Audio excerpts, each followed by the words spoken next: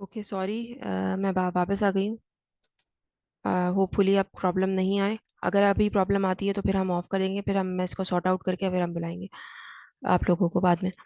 अच्छा, मैं ये कह रही थी कि लिग्नोसेल्यूलोसिक वेस्ट के अंदर ये सारी चीज़ें होती हैं।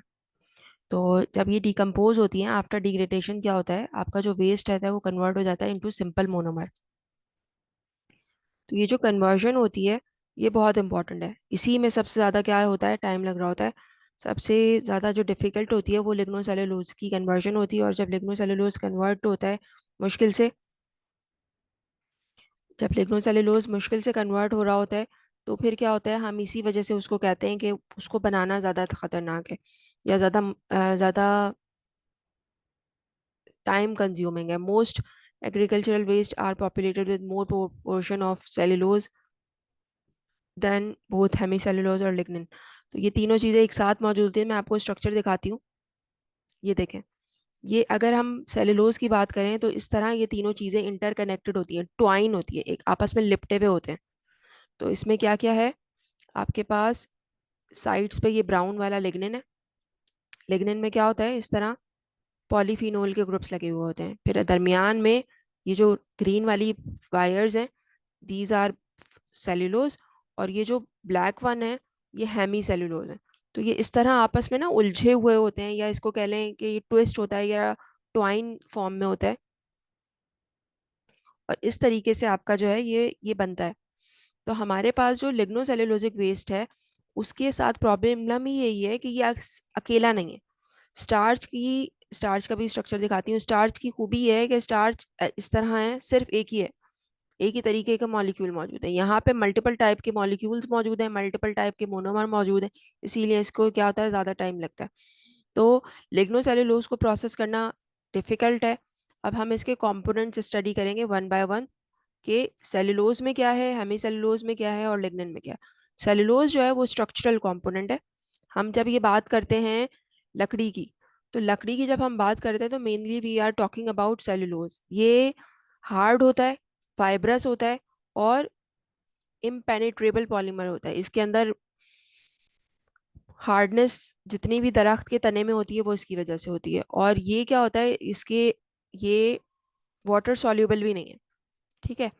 आप देखते हो कि जब आलू हम धोते हैं तो आलू का के अंदर से वाइट कलर का मटेरियल बाहर आ जाता है, दैट इज स्टार्च।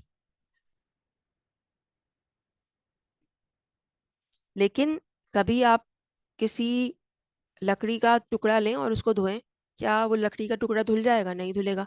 वो लकड़ी का टुकड़ा जो है वो एज इट इज रहता है। क्यों? क्योंकि ये वाटर सॉल्युबल नहीं है। ठीक है। अगर तो ऐसा होता कि ये वाटर सॉल्युबल होता तो बारिश हुई सारे पौधे जो है ना डिसॉल्व हो जाते। क्यों नहीं होते? क्योंकि ये क्या है, इन इम्पेनिट्रेबल है, इनसॉल्युबल है। और ये माइक्रोफाइब्रिल्स होते हैं जो कि पैक्स की फॉर्म में अरेंज होते हैं, जो मैं आपको पिक्चर में दिखा रही थी। ये इस तरीके से यूं पैक्स की फॉर्म में लंबे लंबी लाइंस में अटैच होते हैं और इसको कॉइल किया हुआ होता है दूसरे मॉलिक्यूल्स ने।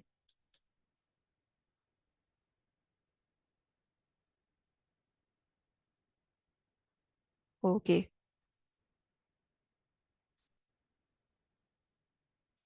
ठीक है। दूसरा जो इम्पॉर्टेंट बात यह है कि ये क्या करता है, प्लांट को स्ट्रक्चरल स्टेबिलिटी देता है। जितनी प्लांट में स्ट्रेंथ होती है वो सारी किसकी वजह से होती है, सेलुलोज की वजह से होती है। एक कोई भी दरख्त है उसके अंदर 25 to 53% आपका सेलुलोज मौजूद होता है। फिर नेक्स्ट कंपोनेंट जो होता है, सेलुलोज जो होता है, वो मिलके बनता है। उसके अंदर जो मोनोमर्स होते हैं वो ग्लूकोज के होते हैं। सारे के सारे सेलुलोज में जो मोनोमर्स होते हैं वो ग्लूकोज के होते हैं। Like you can see in this structure, यहाँ पे ये सारे के सारे ग्लूकोज के मोनोमर्स अटैच हैं सेलुलोज में। फिर जो नेक्स्ट है हमारा वो है हेमी सेलुलोज। हेमी सेलुलोज एक हेट्रोपॉलीसेकेराइड है। यहाँ पे आप लोगों का एक और डिफरेंस बनेगा बिटवीन होमोपॉलीसेकेराइड एंड हेट्रोपॉलीसेकेराइड। तो ये मैं होमवर्क आप लोगों को दे दूंगी, जो अभी मैंने पहले बोला था वो और ये, इसके आप लोग डिफरेंसेस बनाते रहिएगा, आपको पेपर के लिए आसानी हो जाएगी।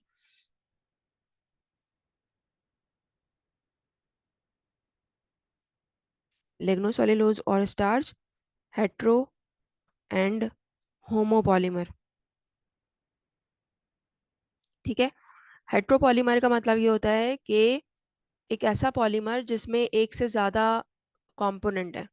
और होमोपॉलीमर एक ऐसा पॉलीमर जिसमें सिर्फ एक ही कंपोनेंट है। तो ग्लू सेलुलोज होमोपॉलीमर है क्योंकि सिर्फ ग्लूकोज है। हेमी सेलुलोज जो है वो हेट्रोपॉलीमर होता है क्योंकि उसके अंदर ये सारे कंपोनेंट है। क्या क्या है? D glucose, mannose, galactose, arabinose, xylan, galactinase, ये तमाम की तमाम चीज़ें कहाँ मौजूद होती हैं? आपके हेमी सेलुलोज में मौजूद होती हैं।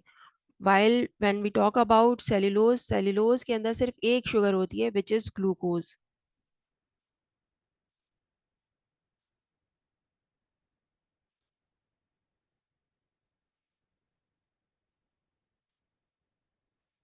हेमी सेलुलोज जो होता है वो वाटर सोल्यूबल नहीं होता है, और इसी वजह से इसको डिसॉल्व करने के लिए या ट्रीट करने के लिए हमें क्या यूज़ करना पड़ता है? या तो हम अल्कली यूज़ करेंगे, बेस यूज़ करेंगे, या एसिड यूज़ करेंगे, एंजाइम्स यूज़ करेंगे। क्यों? क्योंकि ये क्या है? वाटर सोल्यूबल नहीं है। इसी तरह जो हमारा सिस्टम है, ह्यूमन बॉडी का जो सिस्टम है, वो भी क्या है? Water soluble. वो भी इन चीज़ों को डाइजेस्ट नहीं कर सकता। इसीलिए मैंने आपको पिछली क्लास में उसकी एग्जांपल दी थी डाइजेस्टिव फाइबर की, डाइटरी फाइबर की, जिसको हम इस्पगोल कहते हैं। कि जब हम इस्पगोल खाते हैं तो इस्पगोल हमें डाइजेस्ट नहीं होता है, और वो क्या करता है? आपको आपकी जो डाइजेशन है वो एड कर रहा होता है, क्योंकि वो डाइजेस्ट नहीं कर सकते हम। तो ये भी क्या है? इन सारी चीज़ों को यूज़ करके आप उसको डिग्रेड करा देते हैं, अल्कलाइन या बेस को एसिड से या एंजाइम से। इसकी स्ट्रेंथ सेलुलोज के मुकाबले में कम होती है। ये सेलुलोज के मुकाबले में जब कम स्ट्रेंथ है तो ये ज़्यादा आसानी से ब्रेक डाउन हो जाता है एज कम्पेयर टू सेलुलोज, और इसका जो कंटेंट है वो कितना है? 20 to 35%। एक और डिफरेंस वो है यहाँ पे कि हमारे पास जो सेलुलोज है उसमें सिर्फ C6 शुगर्स होती हैं। C6 शुगर, जैसे ग्लूकोज है उसके अंदर 6 कार्बन है, तो अब उसको हम कहते हैं C6 शुगर। और जो हमारे पास ये सारे नाम लिखे हुए हैं इसमें दो टाइप की शुगर है। एक है हमारा C6 और दूसरा है हमारा C5। तो हमारे पास यहाँ पे दो किस्म की शुगर्स मौजूद हैं। One is C6 and other is C5। तो जाइलोज है, ये C5 है। मैनोज C6 है, ये गैलेक्टोज C6 है। अरेबनोज जो है वो C5 है। तो यहाँ पे मल्टीपल टाइप की शुगर्स मौजूद हैं, इसीलिए इसको हम क्या कहते हैं? हेट्रोपॉलीसेकेराइड कहते हैं। और लास्ट है हमारा लिग्निन। लिग्निन क्या होता है? इंटीग्रल पार्ट है। ये स्ट्रेंथ प्रोवाइड कर रहा होता है, सेल वॉल बनाने के काम आता है, वाटर रेजिस्टेंस देता है, फिजिकल एंड केमिकल और माइक्रोबियल अटैक से बचा रहा होता है वुडी मटेरियल को। और इसका जो कंटेंट होता है वो 10 to 25% होता है। ऐसा नहीं है कि हर पौधा उसमें यही कंटेंट हो, किसी में कम होगा किसी में ज़्यादा होगा। और ये मेडअप होता है किससे मिलके बनता है? पॉलीफिनोल से मिलके बन रहा होता है। जैसे मैंने बताया ऊपर वाला ये सेलुलोज से मिलके बन रहा है, ये सेलुलोज से मिलके बन रहा है। सेकंड वन इन सारे मोनोमर से मिलके बन रहा है। इसमें सिर्फ और सिर्फ आपके पॉलीफिनोल्स होते हैं, और इससे क्या होता है? ऑर्गेनिज्म को बैरियर मिलता है। आज इसको हम यहाँ तक रखेंगे, ये मैं शेयर कर दूंगी आज आपसे शाम तक इंशाल्लाह। अभी जो 3 मिनट बाकी हैं इसके एंड होने में, आप लोगों को इसमें से कुछ सवाल है तो कर लें, वरना हम इसको ऑफ करेंगे अभी।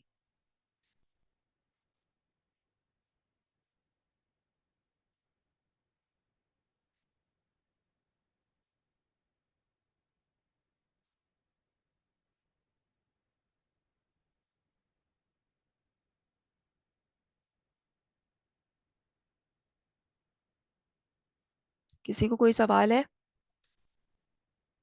आज हम लिखने तक रोक रहे हैं। इसकी मैं रिकॉर्डिंग्स आपसे शेयर कर दूंगी, आप इसको देखें। इसमें से कोई सवाल होगा तो हम अगली क्लास में देखेंगे। अभी में से अभी ये टाइम एंड होने वाला है, 2 मिनट बाकी हैं। अगर किसी को कोई क्वेश्चन है तो वो कर लें, वरना फिर हम अगली क्लास में डिस्कस करेंगे।